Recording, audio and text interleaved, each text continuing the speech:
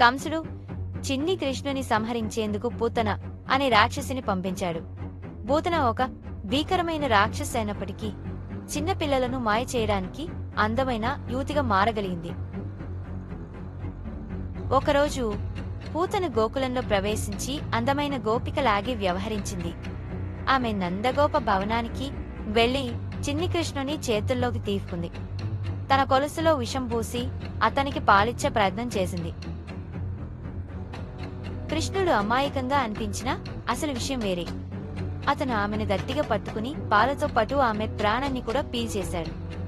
పూతన భయంకరమైన దెయ్యంగా మారి కేకలు వేస్తూ భూమిపై పడిపోయింది. ఆ శబ్దంతో గోకులం మొత్తం ఊగిపోయింది.